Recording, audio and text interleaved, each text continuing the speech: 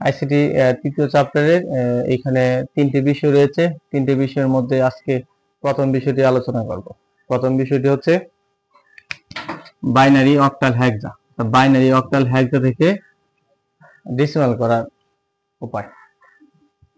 Binary base হচ্ছে 2, অক্টালের base হচ্ছে 8, হেক্সার base হচ্ছে কি 16, আর ডেসিমেলের বেস হচ্ছে কি 10।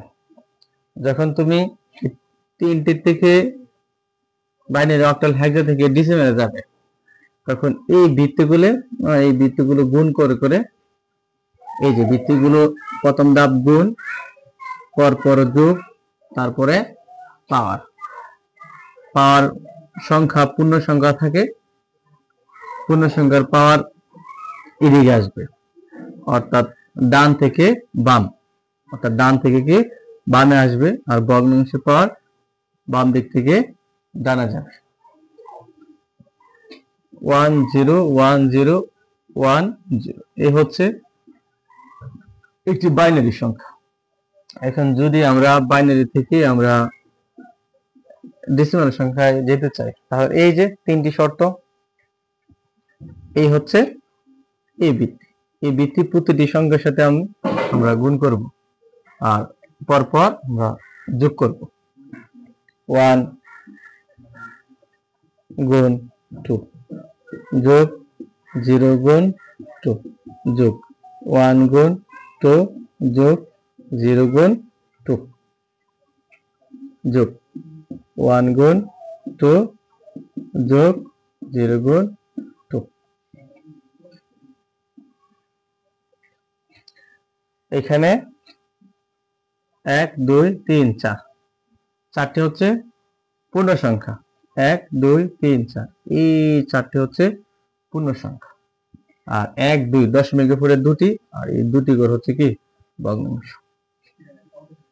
পূর্ণ সংখ্যার পাওয়ার, এই যে পূর্ণ সংখ্যার পাওয়ার ডান দিক থেকে আসবে, এই যে ডান দিক থেকে আসবে, আর ভগ্নাংশের পাওয়ার বাম দিক থেকে।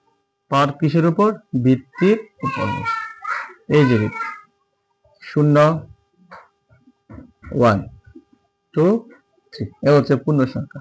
ভগ্নাংশ -2 -1 মাইনাস, আচ্ছা -1 থেকে শুরু হয়।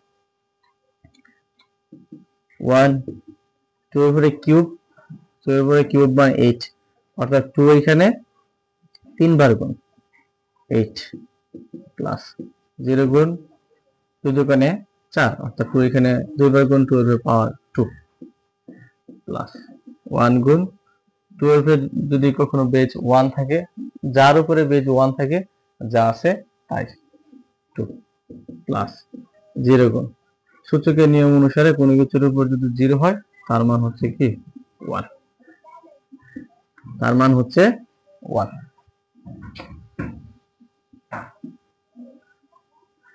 1 গুণ এই যে 2, এই সূচকের সূত্র হচ্ছে যে আমরা জানি n ইনভার্স 1/n, ক্লাস 10 এ আমরা করেছি এরকম অঙ্ক।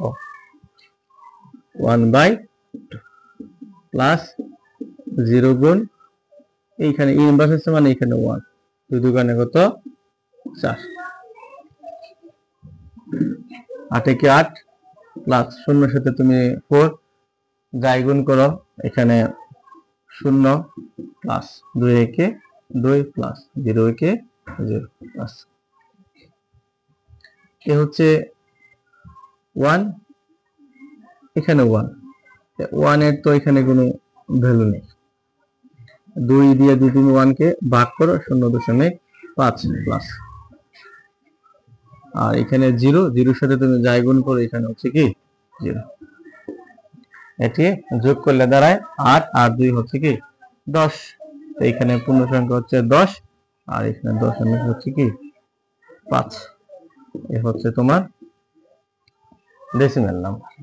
অর্থাৎ আমরা কি করলাম, বাইনারি সংখ্যা থেকে ডেসিমাল নাম্বার করলাম।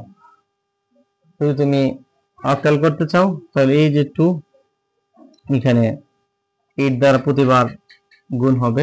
যদি হেক্সা করতে যাও, তাহলে 16 দ্বারা প্রতিবারে কি গুণ হবে। এই অঙ্কটি 3টে নিয়ম যদি তুমি মনে রাখো, আশা করা যায় তুমি এই রূপান্তরগুলো করতে পারবে। প্রথম রূপান্তর বাইনারি অক্টাল হেক্সা থেকে ডেসিমাল করতে পারবে।